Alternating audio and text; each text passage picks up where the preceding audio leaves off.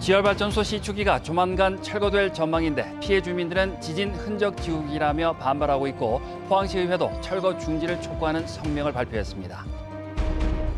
사용 후 해결용 임시 저장 시설인 맥스터 공론화 토론회가 끝났지만 공정성을 둘러싼 논란과 갈등이 예상됩니다. 여러분 안녕하십니까? 포항 지진을 촉발한 지열발전소의 시추기가 조만간 철거될 전망입니다. 지진 피해 주민들은 시추기 철거는 지진 흔적 지우기라며 반발하고 있고 대응이 늦기는 했지만 포항시의회도 시추기 철거 중지를 촉구하는 성명서를 발표했습니다. 김기영 기자가 보도합니다.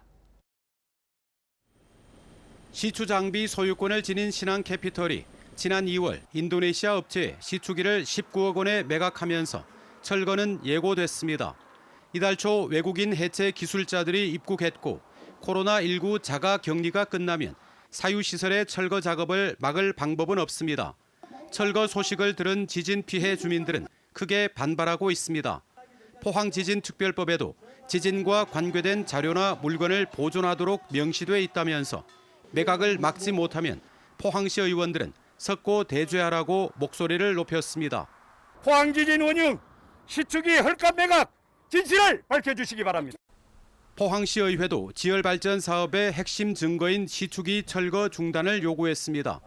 포항시와 범대위가 진상조사가 완료될 때까지 시추기 철거를 유보해달라는 공문을 수차례 보냈지만 정부가 묵살했고 강 건너 불구경하는 태도에 시민의 공분이 일고 있다고 경고했습니다. 지진 발생 원인의 사실 규명과 기술적 과실의 실체를 파악하기 위해서는 진상조사가 완료될 때까지 시추기 등 시설물의 철거는 반드시 중지돼야 한다. 김성조 의원은 5분 자유 발언에서 스위스와 독일은 지열발전 시설을 보존한 반면 우리 정부는 지열발전 흔적 지우기를 앞장서고 있다고 반발했습니다. 국가적으로 중요한 시추기를 관광역사관 건립 등 다양한 활용 방안을 위해 범시민적 매입 운동을 벌려나가도록 대안을 제시합니다. 지열발전소가 있어 지진 피해가 가장 컸던 흥해 주민들은 오는 22일 실질적인 지진특별법 시행령 개정안 마련과 시추기 철거 중단을 촉구하는 시민 총궐기 대회를 준비하고 있어 반발은 확산 조짐을 보이고 있습니다. MBC 뉴스 김기영입니다. 경주 월성원전 내 사용 후 해결료 임시 저장 시설인 맥스터 증설 여부를 결정하는 공론화 절차가 끝났습니다. 공론화 과정에 대한 불투명성과 공정성 논란이 여전히 커서 정부의 최종 결정까지는 상당한 반발이 예상됩니다. 임재국 기자가 보도합니다. 월성원전의 사용 후 해결료 임시 저장 시설인 맥스터 증설을 위한 지역 공론화가 마무리됐습니다. 지난 5월 월성원전 지역실행기구가 공론화를 본격적으로 시작한 지 석 달여 만입니다. 마지막 절차였던 종합토론회는 시민단체의 반발을 우려해 온라인을 활용한 원격 화상회의 방식으로 진행됐습니다. 시민단체와 원전 인근 주민들은 집회를 열고 시민참여단 모집부터 종합토론회까지 비공개로 진행된 공론화 자체를 수용할 수 없다고 주장했습니다. 특히 절차의 공정성이 훼손되고 각종 의혹도 제기된다며 공론화를 중단하고 원점에서 다시 논의할 것을 촉구했습니다. 3,000명 설문조사도 비공개로 진행이 됐고요. 또 150명 시민참여단 선정 과정에서도 찬반 비율이 공개되지 않는 등 선정 과정에서도 많은 문제가 있었고 또 최종 종합토론도 비공개로 각 가정에서 화상 토론을 했는데 맥스터 증설을 위한 지역 공론화는 대부분 끝났지만 정부의 최종 결정은 당초 7월 말보다 다소 늦어질 것으로 보입니다. 150명의 시민 참여단을 대상으로 이루어진 찬반 설문조사 분석과 최종 보고서 작성이 일주일 이상 걸리기 때문입니다. 또 최종 보고서를 토대로 열리는 주민 설명회 등을 감안하면 월성 맥스터 증설 여부에 대한 정부의 결정은 다음 달에야 가능할 것으로 보입니다. 최종 수령 결과가 나오면은 재검토위원회에서 검토를 해서 결과 설명을 할 것이고 거기에 따라 권고안을 작성해서 산업자원부에 제출하게 됩니다. 맥스터 증설에 대한 지역 공론화는 끝이 났지만 의견 수렴 절차에 대한 정당성과 투명성을 잃었다는 비판이 여전히 높아서 정부의 결정까지는 상당한 갈등과 진통이 예상됩니다. MBC 뉴스 임재욱입니다. 포항공항에서 김포, 제주를 연결하는 항공기 운항이 재개됩니다. 저비용 항공사인 진에어는 오는 31일부터 포항 김포 노선은 하루 1회, 제주 노선은 하루 2회 왕복 운항하기로 하고 오늘 포항시청에서 경상북도와 포항시 그리고 경주시와 포항공항 활성화를 위한 업무 협약을 체결했습니다. 오늘 협약으로 경북도와 포항시는 재정 지원과 홍보에 적극 나서고 공항공사는 운항 지원과 착륙료 감면 혜택을 제공합니다. 한편 탑승률 저조와 코로나19 사태로 김포 노선은 지난해 10월, 제주 노선은 지난 2월부터 운항이 중지됐습니다. 포항시 흥해읍 주민들이 영일만항과 울릉도를 오가는 여객선 노선을 신설해 줄 것을 항만 당국에 건의하고 나섰습니다. 지진으로 침체된 지역 경제를 살리기 위해서인데 울릉군의 대형 여객선 유치 사업이 부진한 상황이어서 추진 여부에 관심이 모아지고 있습니다. 한기민 기자가 보도합니다. 포항시 흥해읍 사회단체들로 구성된 여객선 추진위원회는 영일만항에서 울릉도를 오가는 여객선 노선을 신설해달라는 주민 청원서를 포항지방해양수산청에 제출했습니다. 흥해읍 성인 인구의 80%인 2만여 명이 서명했습니다. KTX 포항역은 물론 인근 고속도로와도 가까워 접근성이 뛰어난 데다 백길이 다변화되면 울릉 주민들에게도 도움이 된다는 겁니다. 무엇보다 영일만항에도 여객선을 유치해 지진으로 침체된 흥해 지역 경제를 살려보겠다는 의도입니다. 상권을 활성화시키려고 하면은 여객선에서 많은 사람들이 여기서 같이 들어와서 식사도 하고 여러 가지 상품도 사가기도 하고 하는 그런 어떤 목적을 두고 경기가 활성화되지 않겠나 이런 목적이 있습니다. 주민들이 제시한 여객선 계류 장소는 컨테이너항 바로 옆에 어선부두. 수심이 깊은 데다 파도가 잔잔해 접안이 가능하고 어민들도 상당수 동의한다고 밝혔습니다. 영일만항이 지금 어민으로서는 너무 낙후돼 가지고 지금은 이제 그 사람 속에 장사를 하고 유치 쪽으로 가서 우리도 이거 활성화를 한번 시켜보자. 포항지방해양수산청은 선석 확보 여부가 관건이라는 입장입니다.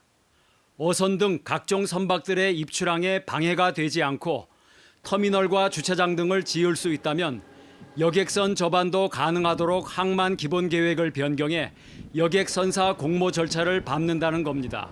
시설이 적합하냐 안 하냐, 선박 교통 안전에 문제가 있나 없나 등등 비롯해서 그 면허 기준이 있습니다. 인법상에. 그 기준이 충족한다고 판단이 되면은 그 사업자 공모를 하는 거예요. 하지만 당장 상당수 낚시 여선들은 반대하고 있어서 기존 항만 이용자들의 이해관계를 풀어야 하는 게 급선무입니다.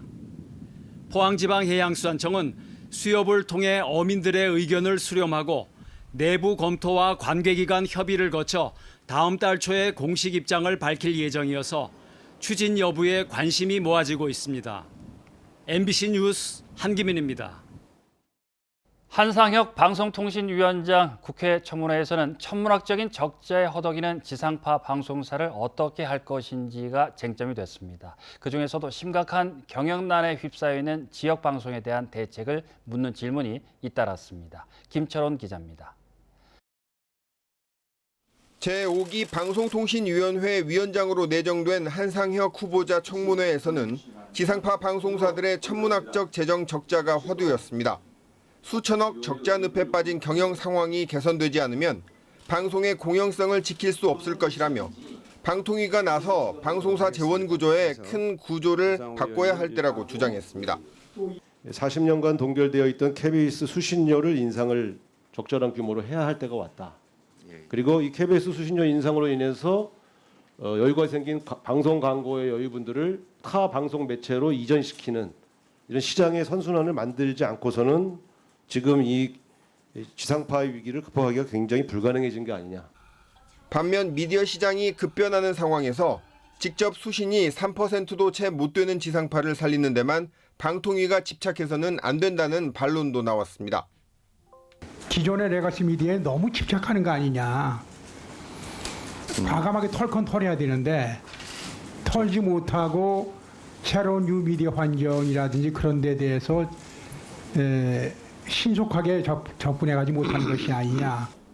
지상파 방송사 중에서도 특히 사정이 어려운 지역 방송을 위해 무슨 고민을 하고 있는지를 따져 묻는가 하면 인건비가 40%나 상승을 하였습니다. 우리 지역의 프로그램 하는 건 지금 거진 다 인건비가 큰 다라고 보고 있습니다. 그래서 우리가 지역에 있는 언론 회사들 굉장히 어려움을 많이 겪고 있는데 서울의 대형 방송사들이 지역 방송사들 어려움에 대해 나몰라라는 현실에 대해서도 질타가 이어졌습니다. 2012년 한국방송광고진흥공사는 MBC 본사와 지역 MBC 방송사 간의 광고 매출 비중을 합리적인 수준으로 유지하는 네트워크 지원 방안을 밝힌 바 있습니다. 하지만 아직까지 이행되지 않았고 오히려 더 악화되고 있는 실정입니다. 한상혁 후보자는 지상파 방송사들의 어려움에 공감하고 대책을 고민하고 있다면서 지역방송 지원 대책에 대해서는 원론적 수준의 답변을 내놓았습니다. 사적개혁에 의해 가지고 결정이 되는 문제이기 때문에 저희들이 직접적으로 관여하거나 할 수 있는 문제는 아니라고 생각을 합니다. 하지만 말씀하신 대로 지역방송의 존폐가 걸려 있는 상황이기 때문에 그런 부분에 있어서 합리적인 대안이 도출될 수 있도록. 한편 인사청문회장에서는 급변하는 미디어 시장 변화에 맞춤한 방송 관련 법률의 개정과 미디어 혁신기구 출범 등이 필요하다는 지적이 나왔습니다. MBC 뉴스 김철원입니다. 우리나라 바다의 미세 플라스틱 양은 세계 최고 수준입니다. 대부분을 차지하는 스티로폼은 분해에도 수백 년이 걸려 골칫덩이로 꼽히고 있습니다. 최근 국내 연구진이 우리나라에 서식하는 딱정벌레 한 종류가 이 스티로폼을 분해할 수 있는 사실을 확인해 관심을 모으고 있습니다. 박성아 기자가 보도합니다. 바다 위 양식장에 수많은 부표들이 떠 있습니다. 부표의 재질은 스티로폼. 파도에 휩쓸리면 잘게 부서져 가루가 되고 크기 5mm 이하의 미세 플라스틱으로 변합니다. 파도 치고 나면 그 파도체가 뭐 부기 같은 거 떠나는 게 다 스티로폼이거든. 그런 게 많이 있다. 우리나라 바닷물 1제곱미터에는 미세 플라스틱 조각이 11,000개가 넘는 것으로 조사돼 세계 최고 수준입니다. 이 가운데 90% 이상이 스티로폼. 잘 부서지지 않고 수명이 긴 친환경 부표로 대체해야 하지만 이 역시 쉽지 않습니다. 저게 좀 문제는 많은데 저걸 대체하고 가볍고 저 정도의 부력도 있고 이런 걸 다 조건을 갖추려면 아직 좀 연구를 좀 많이 해야 되지 않을까 싶어요. 결국 스티로폼을 분해하는 방법이 시급한 상황.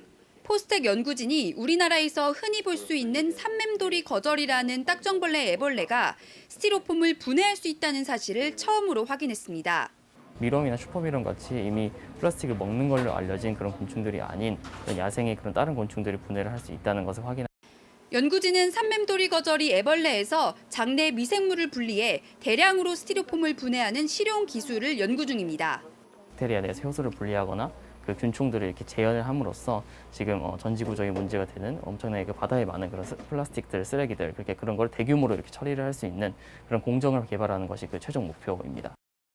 또 연구진은 스티로폼뿐만 아니라 다른 종류의 플라스틱도 분해할 수 있는지 실험을 이어가고 있어 플라스틱 쓰레기 문제 해결에 실마리가 될 수 있을지 기대를 모으고 있습니다.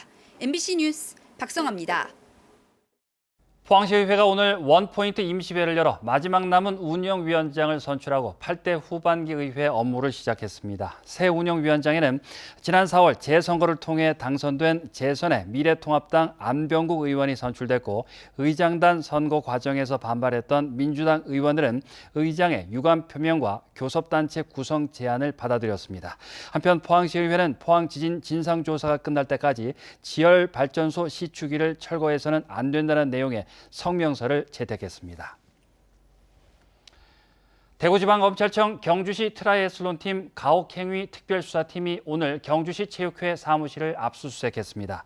검찰은 시민단체의 고발 등에 따라 경주시 체육회를 압수수색하게 됐다고 밝혔는데 이달 초 시민단체 서민민생대책위원회는 고 최숙현 선수가 당한 가혹행위를 알고도 감독 등을 소홀히 했다며 경주시장과 경주시 체육회장, 경주경찰서장 등을 검찰에 고발했습니다. 내일 오후에는 고 최숙현 선수 등을 폭행한 혐의 등을 받고 있는 경주시청 트라이애슬론팀 감독에 대한 영장 실질 심사가 열릴 예정입니다. 오늘 낮 기온이 하루 만에 5도 이상 큰 폭으로 오르며 덥고 습한 날씨를 보였습니다. 내일도 경주의 낮 기온이 31도까지 오르며 오늘과 비슷한 날이 예상이 됩니다. 조주경 기상캐스터입니다. 장맛비가 지나고 습도가 잔뜩 높아졌습니다. 남서쪽에서 따뜻하고 습한 공기가 다량으로 유입됐기 때문인데요. 낮 기온도 크게 올랐습니다. 포항과 경주 32도로 하루 만에 5도 이상 높아졌습니다. 내일은 맑은 가운데 강한 햇살이 내리쬐겠습니다. 낮 최고 기온은 27도에서 31도로 오늘과 비슷하겠습니다. 푹푹 찌는 무더위에 지치지 않도록 건강 잘 챙기시기 바랍니다. 자세한 지역별 날씨입니다. 내일 구름만 간간히 끼겠습니다. 낮 최고 기온 포항과 영덕이 29도, 울진 27도, 경주 31도입니다. 울릉도와 독도는 바람이 강하게 불고 내일 오전까지는 구름이 많다가 오후부터는 맑겠습니다. 낮 최고 기온 울릉 26도, 독도 24도입니다. 바다의 물결은 동해 전해상에서 최고 3m까지 높게 일겠습니다. 이번 주는 비 예보가 잦은 편입니다. 목요일 오전부터 금요일까지는 또다시 장맛비가 내리겠는데요. 주 후반에 내리는 비는 돌풍과 벼락을 동반하고 또 비의 양도 많겠습니다. 날씨였습니다.